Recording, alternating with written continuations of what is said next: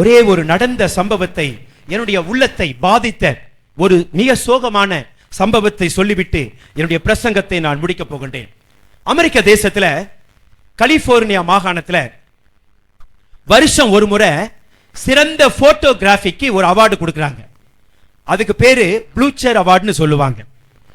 ஆமா, எல்லாரும் என்னை கவனியுங்கள். இந்த நடந்த சம்பவம் அநேகருக்கு இந்த சம்பவம் ஒரு பாடத்தை கற்றுக் கொடுக்கும். வருஷம் ஒரு முறை அந்த கம்பெனிக்கு நிறைய பேர் போட்டோ எடுத்து அனுப்பலாம். அதுல சிறந்த போட்டோவுக்கு அந்த புகைப்பட கம்பெனி ஒரு பெரிய அவார்டு கொடுக்குது. அந்த அவார்டினுடைய வேல்யூ என்ன தெரியுங்களா? 10 கோடி ரூபாய். எவ்வளவு? யாருக்கு தான் ஆசை இருக்காதுங்க? சில பேர் பாத்தீங்க இந்த செல்போனை வச்சுக்கிட்டு போட்டோ எடுக்கிறதுல கில்லாடியா இருப்பாங்க. ஆமா, ஆனா 1000 போட்டோ எடுத்தாலும் சில பேர் எடுக்கிற போட்டோ ரொம்ப ஃபேமஸ் ஆயிடும். எனவே இந்த கலிபோர்னியா கம்பெனியில வருஷம் ஒரு முறை ஒரு மிகச்சிறந்த புகைப்பட கலைஞனை தேர்ந்தெடுக்க யாருனாலும் போட்டோ அனுப்பலாம். தேர்ந்தெடுக்கப்படுகிற போட்டோவுக்கு ஏறக்குறைய 10 கோடி ரூபாய் அவார்டு கொடுக்கிறாங்க. எனவே அமெரிக்காவில் இருக்கிற இளைஞர்களுக்கெல்லாம், ஆனால் அந்த போட்டோ நிறைய சம்பவத்தை சொல்ல வேண்டும். ஒரு நாட்டினுடைய சூழ்நிலையை சொல்ல வேண்டும், அல்லது ஒரு குறிப்பிட்ட மக்களுடைய வறுமையை சொல்ல வேண்டும், அல்லது பாதிக்கப்பட்டிருக்கிற ஒரு நாட்டினுடைய பொருளாதார சூழ்நிலையை அந்த படம் சொல்ல வேண்டும். அப்படி ஒரு நாட்டினுடைய அரசியல் அமைப்பையோ பொருளாதார சூழ்நிலையோ வறுமையையோ படம் பிடித்து காட்டுகிற ஒரு புகைப்பட கலைஞனுக்கு 10 கோடி ரூபாய் அவார்டு கொடுத்தாங்க.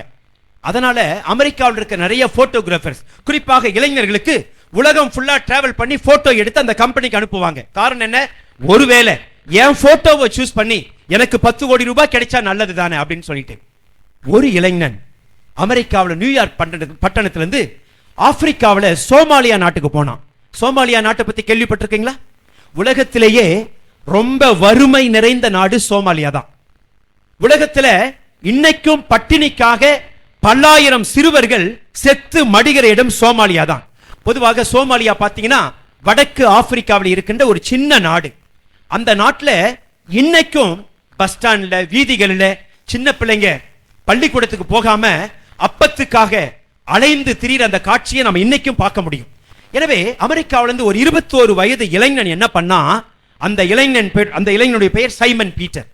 இந்த சைமன் பீட்டர் சோமாலியாவுக்கு போய் எப்படியாவது அங்க இருக்கிற வறுமையை, அங்க மக்கள் எப்படியெல்லாம் சாகுறாங்க, பட்டினி கிடக்குறாங்க, வறுமையில மரிக்கிறாங்கன்றத படத்தை எடுத்து அந்த படத்தை அனுப்பி எப்படியாவது கலிபோர்னியா கம்பெனி கொடுக்கிற 10 கோடி ரூபாயை வாங்கணும்னு சொல்லிட்டு ஒரு இளைஞன் நேரா சோமாலியாவுக்கு போனான்.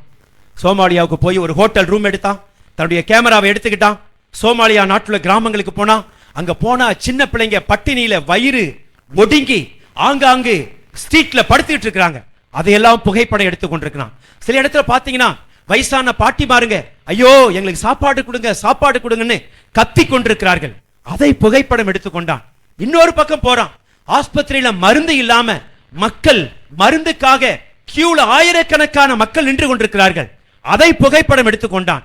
இன்னொரு இடத்துல போனான், ஹோட்டல்ல பிச்சைக்காரங்க நூற்றுக்கணக்கான மக்கள் பசிக்காக ஏதாவது கிடைக்குமான்னு அந்த ஹோட்டல்ல இருக்கிற இலைகளை தேடிக்கொண்டிருக்கிறார்கள். அதை போட்டோ எடுத்துட்டு இருக்காங்க. அந்த நேரத்துல ஒரு கிராமத்தினுடைய மூலையில ஒரு குப்பை மேட்ல ஒரு 1.5 வயசு குழந்தை ஒண்ணு எதையோ தேடிக்கொண்டிருக்கிறது அழுது கொண்டு. அந்த குழந்தையின் மேல துணி ஒன்றுமே இல்லை, அழுது கொண்டிருக்கிறது. மூக்கிலிருந்து சளி வடிந்து கொண்டிருக்கிறது. எண்ணெய் போடாத ஒரு தலை, கருப்பான அசிங்கமான ரூபம் கொண்ட ஒரு குழந்தை. யாரு போட்டுட்டு போனாங்கன்னே தெரியல. அந்த குழந்தை அந்த குப்பை மேட்ல படுத்துக்கிட்டு எதையோ எடுத்து சாப்பிட்டு கொண்டே இருக்கிறது. பசிக்கு என்ன செய்வதென்றே தெரியவில்லை.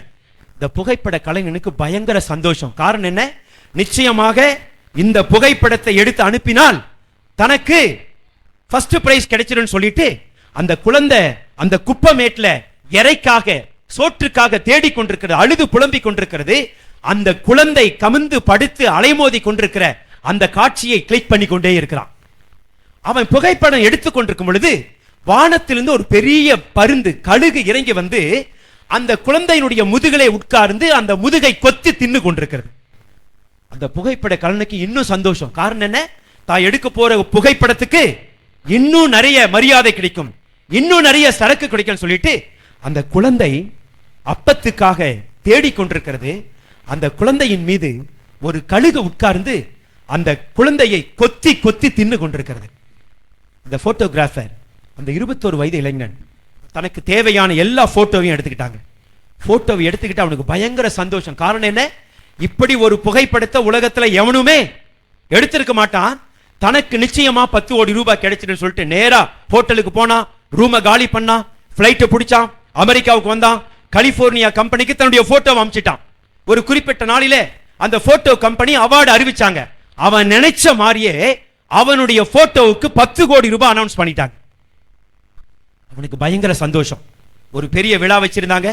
அந்த விழாவில் அந்த கம்பெனி அந்த புகைப்பட கலைஞன் சைமன் பீட்டரை மேல கூப்பிட்டாங்க. இந்த புகைப்படம் சோமாலியா நாட்டின் வறுமையை காட்டுகிறது. எனவே இந்த ஆண்டினுடைய புகைப்பட கலைஞன் என்ற பட்டம் சைமன் பீட்டருக்கு கொடுக்கப்படுகிறது என்று சொல்லி அவனுக்கு மாலை போட்டு சர்டிபிகேட் கொடுத்து 10 கோடி ரூபாய் அவன் கையில கொடுத்துட்டாங்க. மக்கள் எல்லாரும் போயிட்டாங்க. இப்பொழுது சைமன் பீட்டர் புகைப்பட கலைஞன் கீழே இறங்கி வருகிறார். ஒரு வயசான பாட்டி அம்மா வராங்க, அழுந்துகிட்டே வராங்க. தம்பி Simon, I want to talk to you. Peter, ஒரு நிமிஷம். அவன் ஓடுறான் தன்னுடைய காருக்கு. ஆனா இந்த அம்மா ஓடி போறாங்க. ஒரு நிமிஷம் நில்லுப்பா, நீ அவார்டு வாங்கினது நல்லதுதான், நீ 10 கோடி ரூபாய் வாங்கினது சந்தோஷம் தான். ஆனா அந்த குழந்தைக்கு என்னப்பா ஆச்சு? நீ போட்டோ எடுத்தியே, அந்த கழுகு கொத்தி கொண்டிருந்ததே, அந்த குழந்தையை நீ காப்பாத்தினியா? அந்த குழந்தையை நீ காப்பாத்தினியா? அப்பதான் அந்த புகைப்பட கலைஞனுக்கு, ஐயோ 10 கோடி ரூபாய்க்காக உயிருக்கு போராடி கொண்டிருந்த அந்த குழந்தையினுடைய புகைப்படத்தை நான் எடுத்து வந்தேனே ஒழிய அந்த குழந்தையை குறித்து நான் கவலைப்படவே இல்லையே. அவனுடைய மனசாட்சி பேச ஆரம்பிக்கிறது. உடனடியாக அந்த ஹோட்டலுக்கு போன் பண்றான், சோமாலியா நாட்டுக்கு.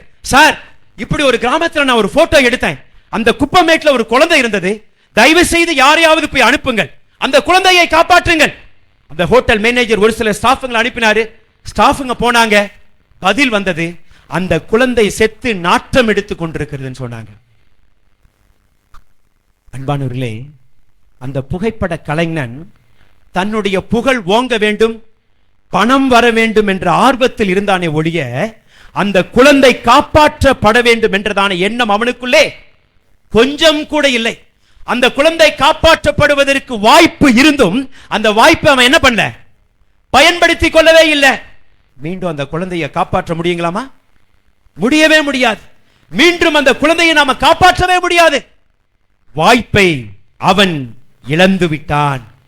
சகோதரனே, சகோதரியே, இந்த குறிப்பிட்ட நிகழ்ச்சி கர்த்தர் உங்களுக்கு கொடுத்திருக்கிற இந்த நாட்களை நாம் நம்முடைய சுயத்திற்காக பயன்படுத்துகிறோமா? நம்முடைய சொந்த லாபத்திற்காக பயன்படுத்துகிறோமா?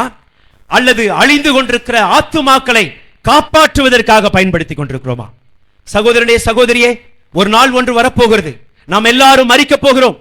ஆனால் அந்த மரணத்திற்கு முன்பதாக அழிந்து போகிற ஆத்துமாக்களை எப்படி அந்த குழந்தை காப்பாற்றப்படாமல் விடப்பட்டதோ, செத்ததோ, அதை போல நீ உன்னுடைய நாட்டிற்கும் வீட்டிற்கும் உன்னுடைய சொந்த பகுதிக்கும் இயேசுவை குறித்து சொல்லாமல் போனால் மீண்டும் ஒரு வாய்ப்பு உங்களுக்கு கிடைக்காது.